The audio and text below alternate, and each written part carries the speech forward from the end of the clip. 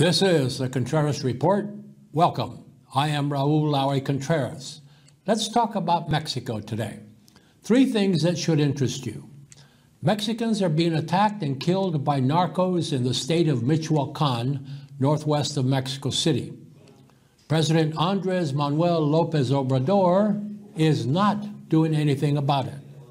He has abandoned the people of Michoacán to the ruthless narcos. How? The president of Mexico is refusing to send army troops into Michoacán to help. From Mexico News Daily, we have this. 5 men were decapitated after being murdered by the Jalisco New Generation cartel members during a lengthy offensive in Michoacán, according to local authorities. The powerful and notoriously violent cartel began an attack in the Tierra Caliente municipality, that's the hot land, the jungle area, municipality, on Tuesday evening and remained on the offensive late on Wednesday. This is going on all over the state of Michoacán.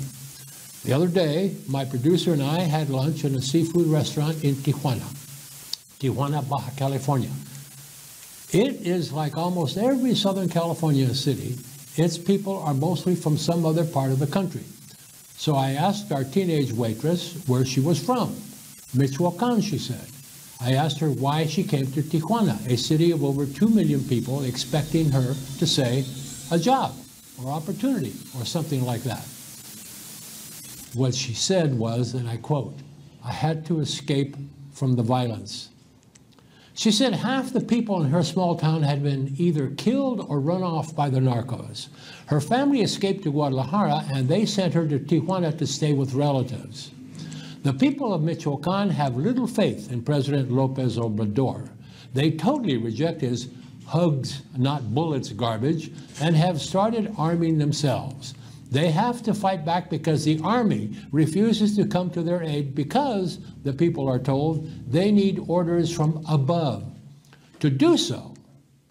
They need orders from above to do so. They need orders from the Secretary of Defense, who can only get such an order from the president, the very man who appointed the Secretary of Defense, who, like his boss, refuses to help a state of Mexico under siege. Despite being armed, the locals are outgunned and outnumbered.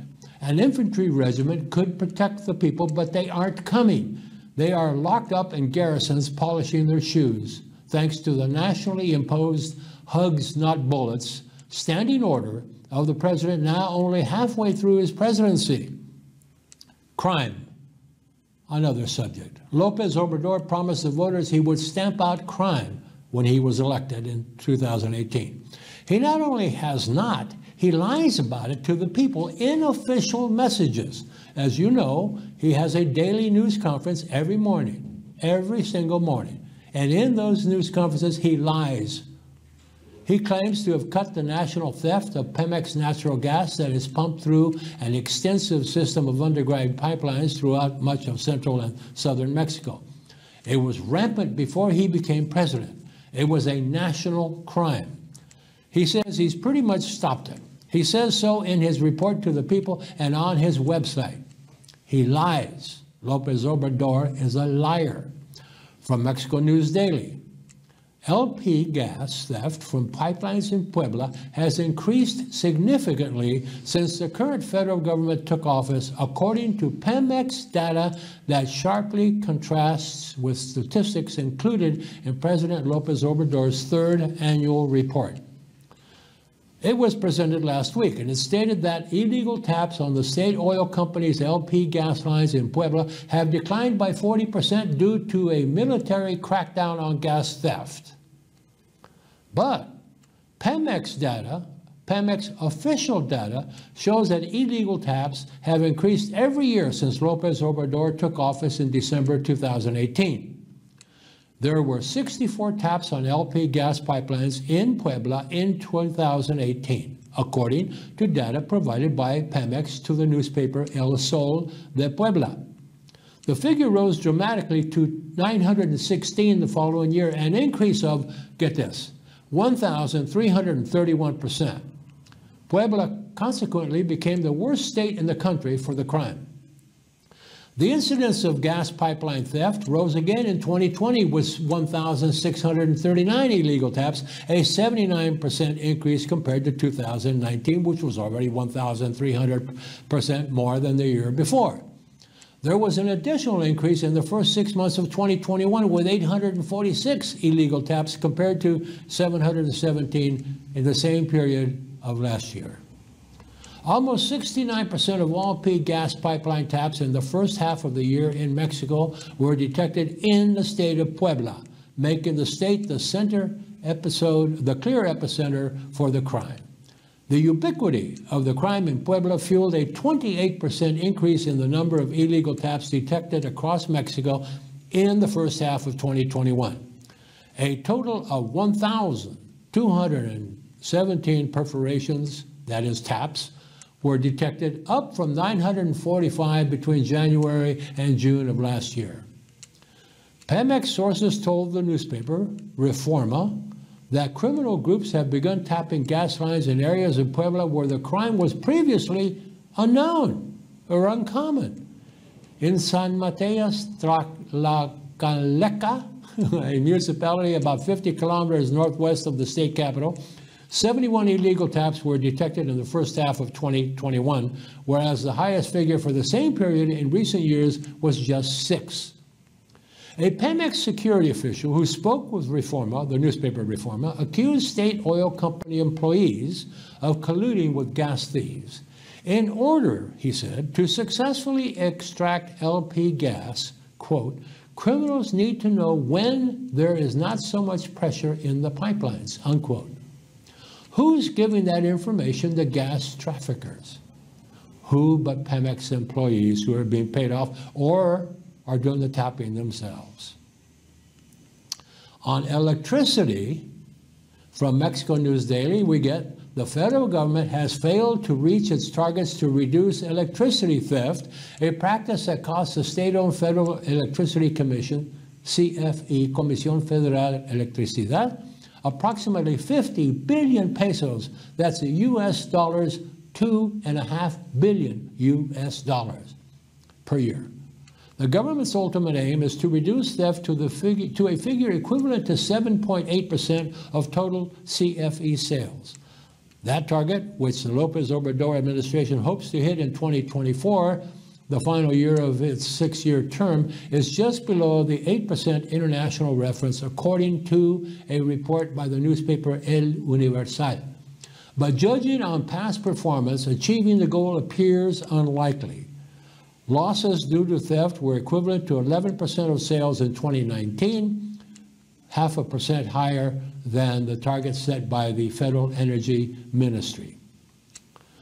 Now let's move on to a political crime. Cuba. From Mexico News Daily, President Lopez Obrador has repeated his call for the United States to lift its trade embargo on Cuba, and yet another show of support for the communist island nation. Quote, the government I represent respectfully calls on the United States government to lift the blockade against Cuba, Lopez Obrador said on Independence Day, an event on last Thursday, attended by, for the first time ever, a foreign dignitary, Cuban President Miguel Diaz-Canel, and new United States Ambassador, former Senator Ken Salazar of Colorado, among other dignitaries. Lopez Obrador said, because no state has the right to subjugate another people, another country, the president said, hopefully, President Biden, who possesses sufficient political sensitivity, acts with nobility and puts an end to the policy of grievances against Cuba forever. Grudges have to be left behind. The United States has to understand that there are new circumstances and seek reconciliation. It's time for brotherhood, not confrontation. That's the same philosophy he has about the narcos in Mexico, and that's why thousands of people are dying every single month in Mexico at the hands of the narcos and having their heads cut off. AMLO, as the leftist president is commonly known, as large protests were taking place in the Caribbean alien nation, he was talking like this. In July, he said that for its example of resistance to the world, speaking in Mexico City Central Square after a military parade, To mark the 200th anniversary of the end of the War of Independence against the Spanish, Lopez Obrador praised Cuba's defense of its revolution for 62 years. You'll notice he's complimenting it for fighting for its revolution for 62 years, not for freedom and liberty. Lopez Obrador, you're an idiot. We can agree with the Cuban Revolution and its government or not, but to have resisted 62 years without subjugation is an undeniable historic feat, Lopez Obrador says, which shows how much he understands. The only reason that it is still in existence is the United States chose not to invade Cuba during any of its 62 years that we've been having problems with it. Because if we landed a division of Marines in eastern Cuba and paratroopers in western Cuba, there would be no Cuban communist government. Consequently, Lopez Obrador says, I believe that the people of Cuba, for their fight in defense of the country's sovereignty, deserve the prize of dignity, AMLO said. Speaking at the same event, the Cuban president, Diaz-Canel, the first foreign leader to address a Mexican Independence Day ceremony, said that Cuba will always remember Mexico's support during trying times. And in parentheses, we have this report. 3 Mexican ships transported diesel, medical supplies, and food to Cuba in late July to offset shortages that have afflicted the country during the pandemic and which triggered protests against the Cuban government. Every one of those items, every single one of those items is available on the open free market for Cuba to buy. So it's complaint against the against the American blockade of the Cuban government's ability to purchase goods in America doesn't hold water. They can buy them in Canada, they can buy them from Italy, they can buy them from Spain. Cuba will always remember your expressions of support, the president of Cuba said to the president of Mexico, your permanent call for the lifting of the embargo. Wow. In a 13-minute address, he spoke of a significant cultural exchange between Cuba and Mexico, noting that Fidel Castro, Ernesto Che Guevara, and Cuban independence hero Jose Marti all spent time in Mexico. The president also acknowledged that the two countries have a sporting relationship built on a shared love for baseball and boxing.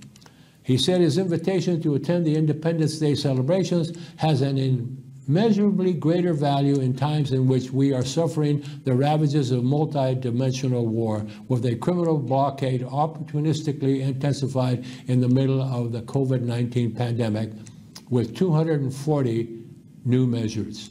In parallel, we are facing an aggressive campaign of hate, disinformation, manipulation, and lies assembled on the most diverse and influential digital platforms that ignore all ethical limits. Facebook, come on. Twitter, come on. Referring to online opposition to his government, Diaz-Canel said those things. Under the fire of this total war, the solidarity of Mexico with Cuba has awakened in our people greater admiration and the deepest gratitude, he said. Long live the friendship between Cuba and Mexico. This report has been compiled with reports from the newspapers Milenio and Reforma that the president of Mexico says tell lies about him. But here they're quoting the president of Cuba directly, who is complimenting Lopez Obrador and his Mexican government in not supporting the United States in its effort to bring freedom to the people of Cuba. There are those who would argue with that position. That's true. But most people know that the Cuban government doesn't have the right to subjugate its people with tyranny and dictatorship. Have an open vote, supervised by the United Nations. I bet you the Cuban Communist government wouldn't last 5 minutes. And the Mexican president should know this because, after all, he was elected in a free and open election, which is not available in Cuba. So that's what's wrong with Lopez Obrador.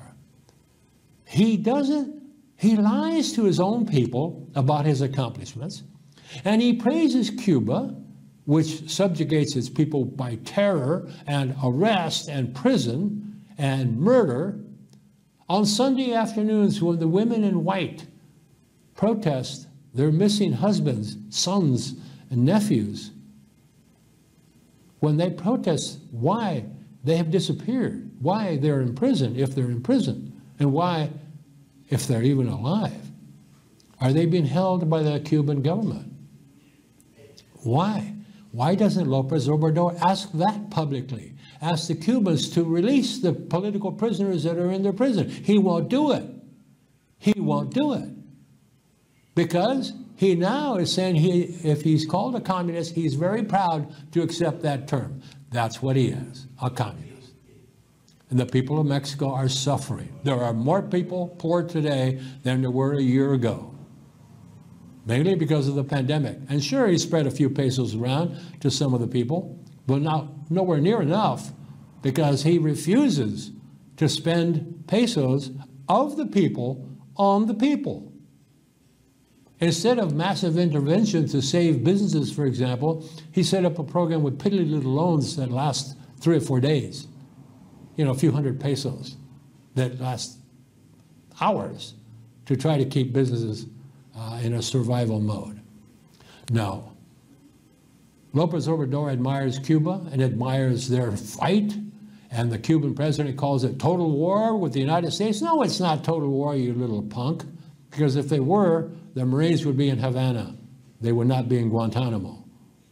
They would be in Havana, and you would be in the Soviet Union in exile. Thank you for being with us again, and I welcome your comments. If you have any, send them to the email address that will be on your screen in a few minutes.